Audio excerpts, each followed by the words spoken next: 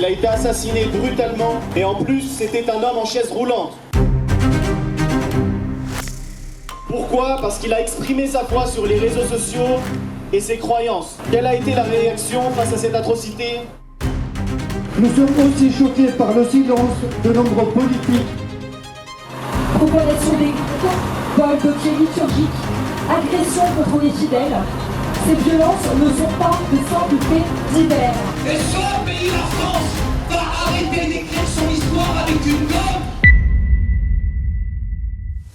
1200, l'annonce de ce rassemblement n'a été relayée presque nulle part et pourtant c'est 1200 personnes qui se sont rassemblées ce dimanche 28 septembre, place de la Nation à Paris, pour une manifestation contre la christianophobie et les actes antichrétiens en France et dans le monde. À l'origine de cette manifestation, deux chrétiens, un copte et un pote catho-influenceur.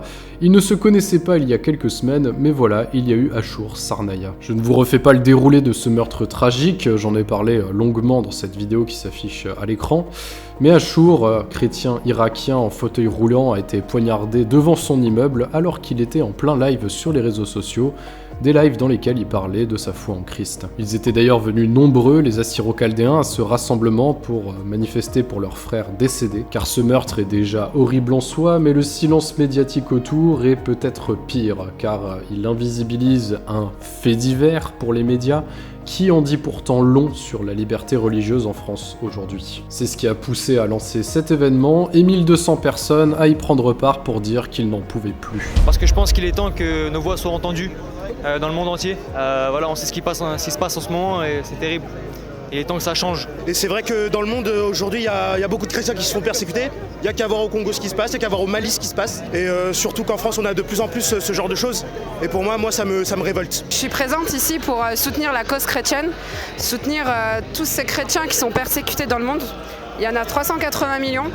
Et pour moi, c'est important de le dire car les médias aujourd'hui n'en parlent pas. On a entendu cette mobilisation sur les réseaux sociaux, du coup, on a été mis au courant et on n'a pas hésité à venir pour se faire entendre, tout simplement. On trouve ça super touchant, il y a vraiment beaucoup d'origines différentes qui sont là et beaucoup d'histoires différentes et on peut toutes les découvrir.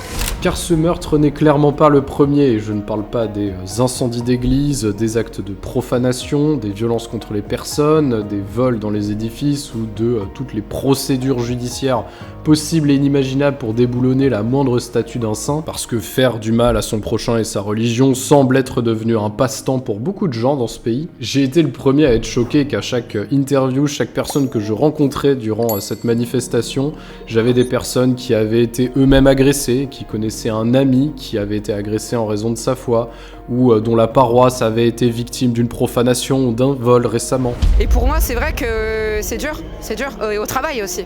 Au travail, j'ai ma petite croix à mon cordon du téléphone et on m'a fait une réflexion il n'y a pas longtemps et ça m'a touché au plus profond de mon cœur. Ouais. Et c'est pour ça que je suis là aussi. Moi, je suis originaire de la Turquie, je suis né en Turquie. Je suis arrivé dans les années 1989 en France. Je suis français et d'origine d'être français. Je n'avais pas autant peur en Turquie que peur d'être chrétien ici. Quelle est la raison? Ouais, récemment, il y a eu un incident à Notre-Dame-des-Champs, l'hôtel qui a été brûlé. Ça m'a touché particulièrement parce que je voulais aller à la messe là-bas mais c'était fermé malheureusement. J'ai eu une personne dont j'étais très proche dans ma paroisse qui a été sauvagement agressée et moi ça m'a beaucoup touché parce qu'il n'y avait aucune raison qu'il se passe ça. Cette personne elle était d'aucune forme politique, elle était sous aucune bannière extrémiste ou quoi que ce soit. Parce que si en France les actes christianophobes augmentent chaque année qui passe, c'est aussi à échelle mondiale que ça se joue. Aujourd'hui c'est plus de 380 millions de chrétiens qui seraient fortement persécutés d'après l'ONG Porte Ouverte, ce qui en fait de très loin la religion la plus persécutée au monde, et c'est aussi pour eux, pour les milliers de martyrs du 21e siècle et les millions de persécutés que chacun est venu manifester. Et face à cela, il ne tient vraiment qu'à nous, chrétiens, de faire entendre notre ras-le-bol. Et par là, j'entends pas que les chrétiens français, qui sont clairement pour le moment les moins persécutés de tous, car dans ce monde à l'information ultra concurrentielle, malheureusement, ce ne sont pas les personnes les plus persécutées dont on va en premier parler, mais bien ceux qui osent l'ouvrir et affirmer ce qu'ils ont à dire, jusqu'à ce qu'on veuille bien leur donner la parole. Et si on ne gueule pas un bon coup, dites-moi qui le fera pour nous. Et aussi tous vous remercier d'être présents ici avec nous et de parler de cette cause et de ces persécutions. Un chrétien attaqué, c'est la France attaquée. La liberté de culte, ça n'est pas une faveur, c'est un droit sacré, garanti par votre Constitution. Mais ce qui m'aura le plus marqué durant ce reportage, c'est bien tous ceux qui n'ont pas voulu me répondre, parce qu'ils ne pouvaient pas. Principalement tous ces convertis de l'islam, qui sont sûrement 1000 fois plus persécutés que des chrétiens cathos français comme moi, qui ont été baptisés à leur naissance. Des femmes et des hommes qui, pour suivre le Christ, savent bien les risques qu'ils prennent face à leur famille et leur communauté d'origine. D'ailleurs, vous avez sûrement des exemples autour de vous en France de personnes persécutées pour leur foi, peut-être vous l'êtes vous-même d'ailleurs, n'hésitez pas à le dire juste en dessous dans les commentaires.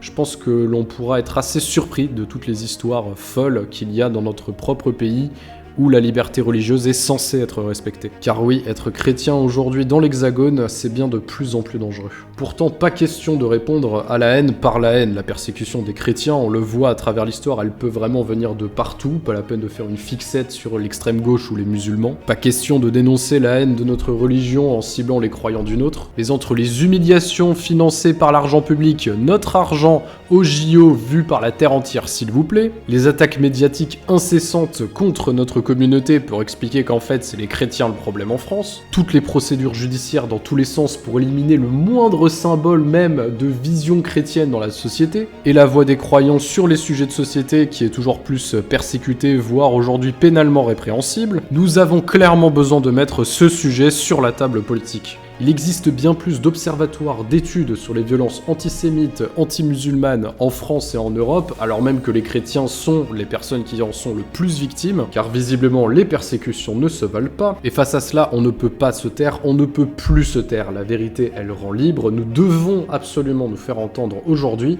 car comment s'indigner de ne pas recevoir de soutien quand personne n'a entendu parler d'Achour Sarnaya? Comment espérer que les choses changent quand il n'y a rien qui est fait au niveau public, politique, pour cela? Comment espérer que tous les Français prennent vraiment conscience du problème quand aucun média n'en parle autrement que sous l'angle fait divers? Et comment espérer que des choses soient mises en place pour protéger les chrétiens et leur patrimoine quand les élus ne s'emparent jamais du sujet? Alors interpellons les médias, interpellons les élus autour de nous, c'est là que ça peut jouer, il faut reprendre la parole, il faut tout faire pour que nous puissions parler de ce sujet qui prend de plus en plus de place en France. Nous devons être capables de reparler du Christ, de reparler de notre foi dans la société. Vous le savez sur internet, il y en a de plus en plus qui prennent la parole pour cela, mais malheureusement, ce micro, personne ne va nous le tendre, c'est à nous de le prendre et de parler.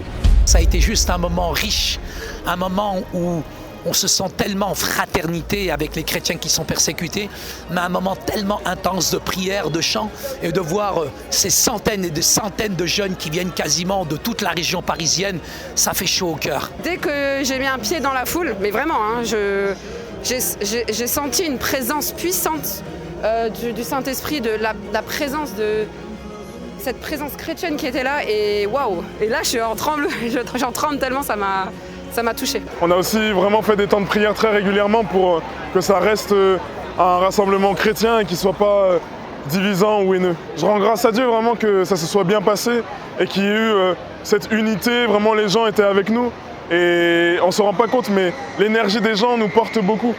Donc c'est vraiment un travail de groupe. On veut vraiment que le mouvement y vive. On veut que même si nous on n'est plus, que l'énergie et le besoin de se rassembler encore continue, nous dépasse, que ce soit nous ou d'autres organisateurs, c'est vraiment le principal. Pour qu'on puisse arriver à vivre dans une société apaisée, où on peut échanger et croire librement sans risquer de se faire tuer tout simplement. Et de notre côté, on va continuer à l'annoncer sur cette chaîne, alors n'hésite pas à t'abonner si ce n'est pas encore fait, vous êtes beaucoup à regarder ces vidéos sans l'être, et pourtant c'est un super moyen de soutenir le média, et surtout n'hésite pas à partager cette vidéo et ce média Ictus à tes proches, ta famille, tes amis, les personnes de ta communauté, car il est important que l'on soit au courant de ce qui se passe pour l'Église en France et de la voix qu'elle veut porter dans la société. Et moi en attendant, je vous dis à très vite sur Ictus, salut.